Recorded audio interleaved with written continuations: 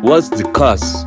I've offended her. I was my mother's first kid and only son, but I angered her.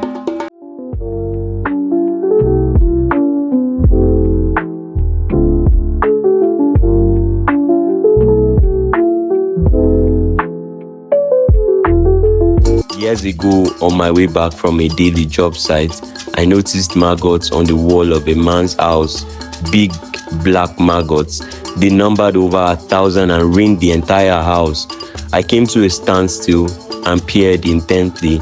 These worms crawled toward the man's window and door. As they crawled in, a pungent odor emanated from the house and assaulted my nose. It was as if they had opened the grave of a decomposing body. Fear grabbed me. I covered my nose.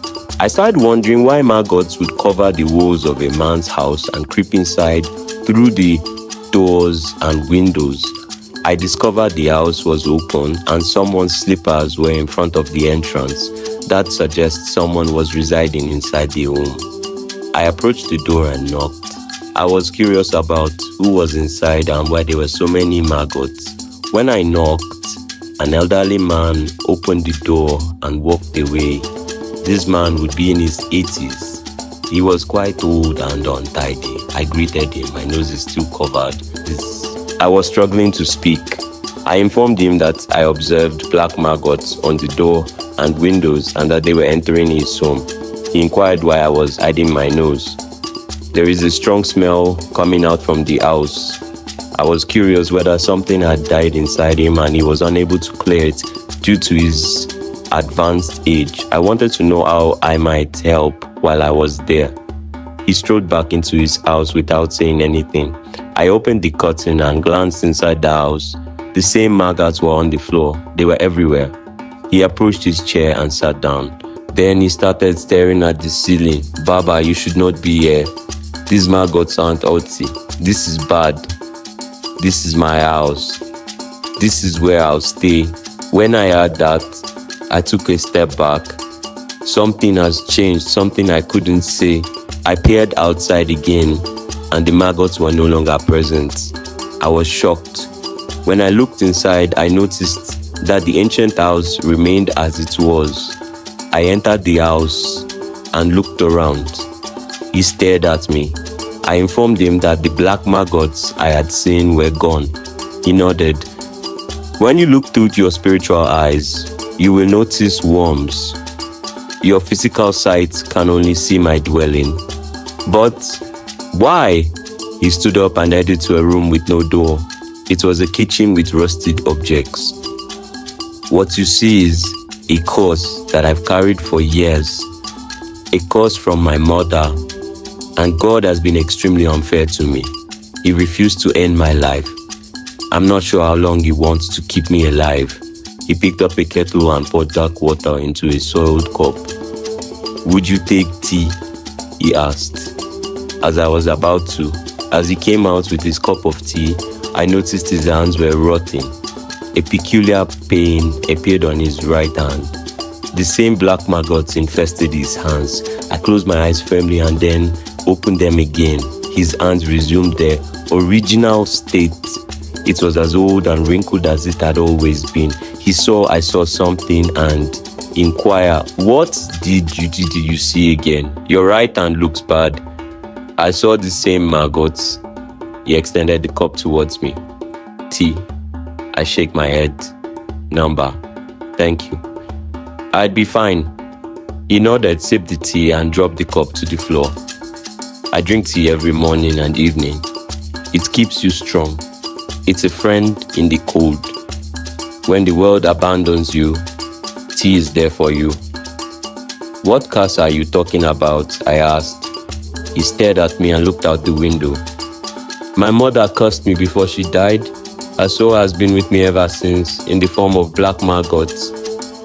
"How? What's the curse? I've offended her. I was my mother's first kid and only son, but I angered her." When she became critically ill, I was in Lagos, racing to figure out how I could become somebody in the future. I abandoned her even after learning that she was not well. I was afraid of responsibilities. He halted and glanced at me. "Are you the firstborn?" No, I'm not. Then you won't understand.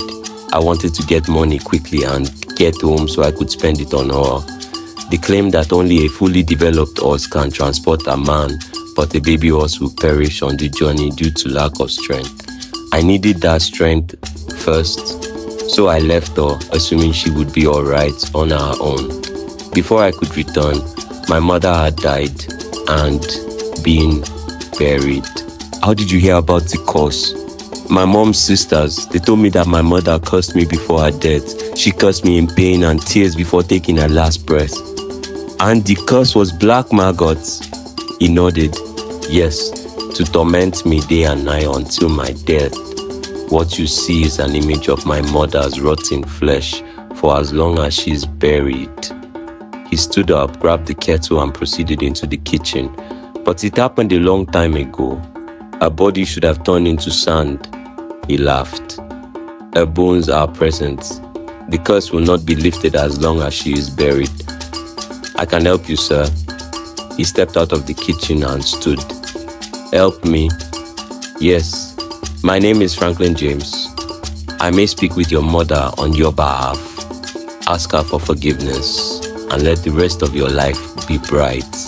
She will remove the maggot curse from you. He shakes his head. Nah, it is late. If you had offered help 40 years ago, I would have accepted it. Perhaps 30 years ago, I would have considered it. What about now? Never. I'm old. I'm waiting for God to call me home, which I know will happen shortly. So I may go home and settle things with my mother, wherever she is. I nodded my head. I understood him, but couldn't force him. You cannot compel a man who does not want to be helped. Since I couldn't assist him break his mother's curse, I couldn't do anything about his financial situation because it would just enrage his mother's spirit, which still remains within him. I stood up and left. Sometimes we make mistakes because we believe we are doing the right thing, only to find out that what we thought was right was actually wrong. Such blunders could result in eternal regret.